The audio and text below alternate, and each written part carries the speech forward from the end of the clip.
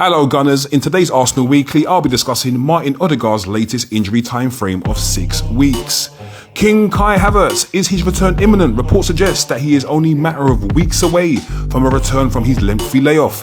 Victor Gyokeres is going through an 8-game goal drought for the Arsenal. This follows 2 games without a goal for Sweden in midweek. Should we be worried?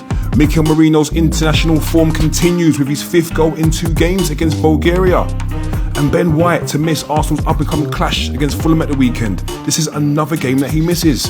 Is he becoming our new Takahiro Tomiyasu? Let's delve into it. Hello Gooners, welcome to the Arsenal Weekly. I am Elts, thank you for joining me. Please do hit that subscribe button, of course.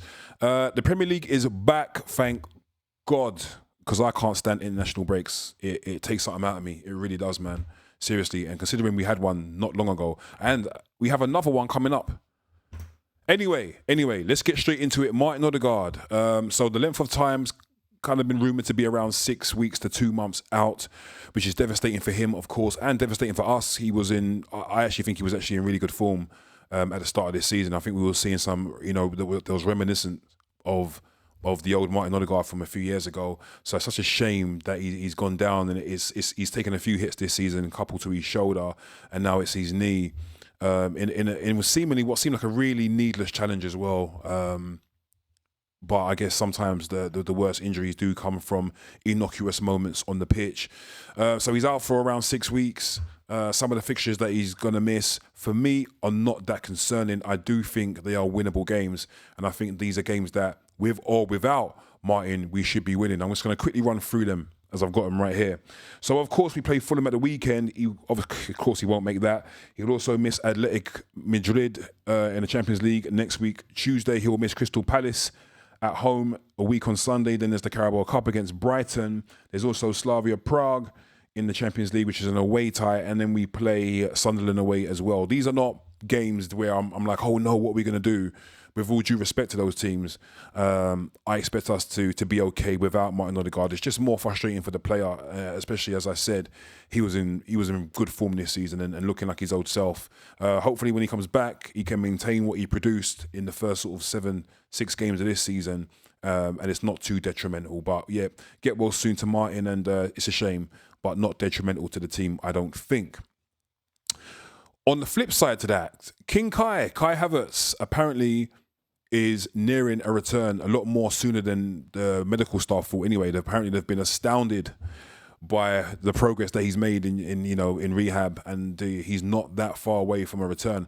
I'll be honest with you guys, I actually miss Kai Havertz. I really, really do. I think he's a very useful player to have in the squad, and I think there's been times where I say we might have needed him. I've looked at Victor Gyokeres, maybe not in terms of starting games, but in terms of during the game. I've looked at Victor and I thought to myself, you know what?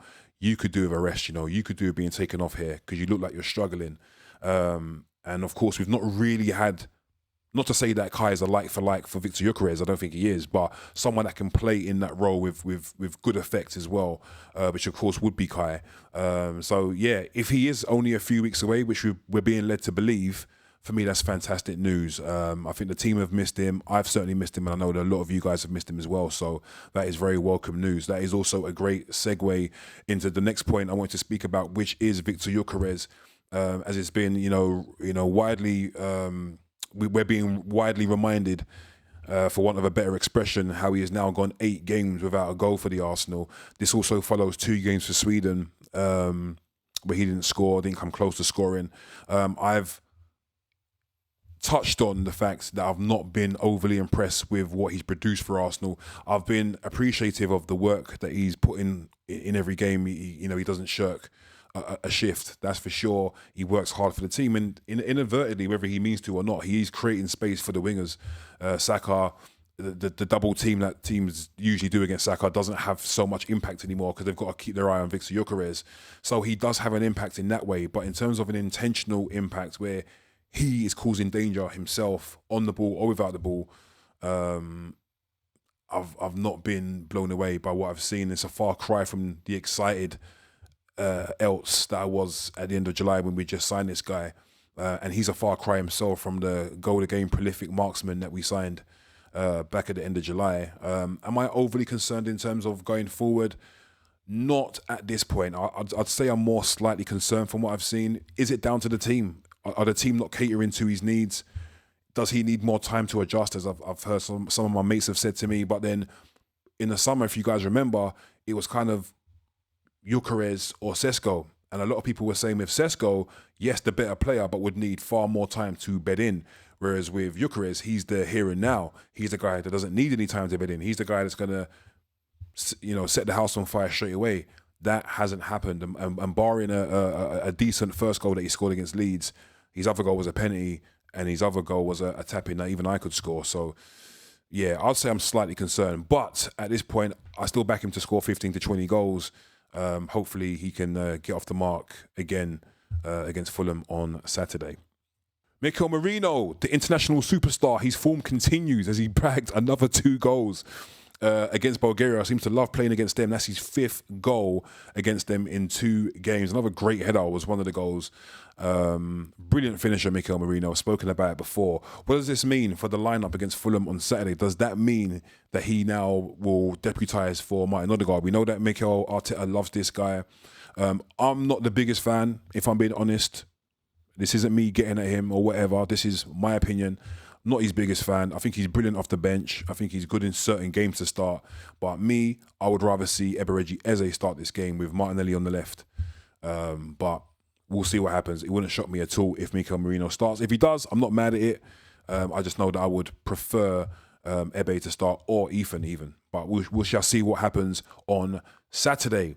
The last point, guys, is a bit of a sad one, really. Benny Blanco, Arteta spoke in his press conference and said that Benny Blanco looks like he will not make Saturday's game against Fulham. And it just had me scratching my head a little bit. And it made me think, is it me, or is it every other week Blanco's out the squad through a knock or, through some sort of injury? I can't remember the last time like Benny was in the team for 4 or 5 games, 6 games. I can't remember the last time. It seems every other game this guy's missing. It made me look into it a little bit, and I'm just going to bring up some stats here, just how many games he has missed, actually, Blanco. So since the beginning of last season, I just got it here on my phone, guys. I'm going to put it up on the screen so you guys can see as well. So since the beginning of last season, he missed 15 days of action, which was 4 games at the start of last season. He then had knee surgery and was out for 92 days, which meant he missed 21 games. Then toward the end of the season, he missed another 2 games with a grand total of 13 days out.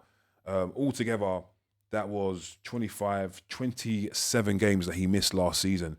This season already, through a knock, he's missed 3 games. This is slightly worrying for me. This is kind of how it started with Takahiro Tomiyasu. I would loathe for that to be Ben White's fate as well. But it is slightly concerning. Wish him well. Hope he comes back. I hope it's just the 1 game out.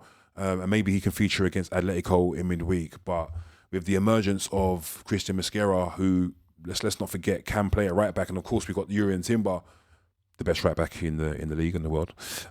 It's sometimes I'm wondering, just, I don't know. I don't want to say it, but yeah, it's just something I've noted, and I hope it's not a chronic issue that's going to keep on, affecting Ben in a way where he can't play a sustained amount of games for the Arsenal. But anyway, guys, that is the weekly roundup. Let me know your thoughts. Let me know your thoughts about Victor Gyokeres. Are you concerned like me?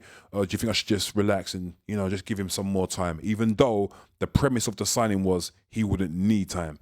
Should I give him more time? Don't know. You guys tell me. Are you relaxed? Are you as relaxed as I am about Odegaard's injury? Let me know in the comments below. And would you start Mikel Merino over Eze? Let me know in the comments, guys. But guys, I'm Elts for the Arsenal Bloodline. This has been the Arsenal Weekly Roundup. Again, if you haven't subscribed, please do, and I'll catch you on the other side. Peace.